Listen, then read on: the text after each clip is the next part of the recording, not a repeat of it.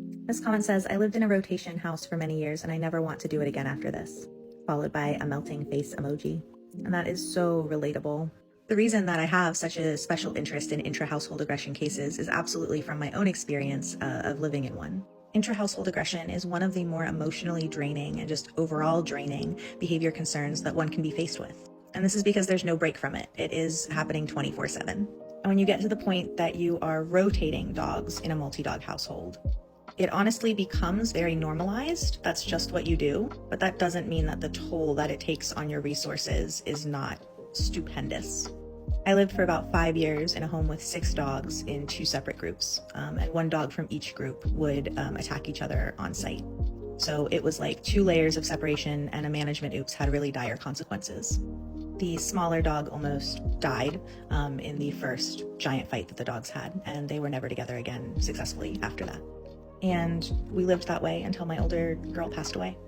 I would not wish that situation on anyone. And I find great meaning in being able to support people who are going through similar situations and working to reintegrate their family, looking to feel whole again. And even in the situations where that's not possible, I find a lot of meaning in supporting people as they make the decisions that they have to make and as they craft new ways of living. I think it's also made me just much less risk tolerant when it comes to dog-dog relationships in the home. I have a keen eye towards high arousal situations, tight spaces, potential resource guarding. And that makes me an excellent behavior consultant because I'm really good at seeing the patterns that emerge in these cases.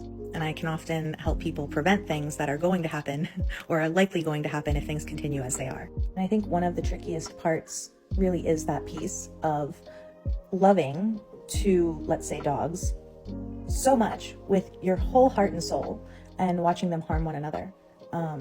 Or watching one harm the other. And that doesn't show up in every situation, but when it does, man, that's hard. That's really hard. I would absolutely say the other 2 behavior concerns that come to mind that are so resource intensive in that way are separation anxiety and family directed aggression. It is not for the uninvested.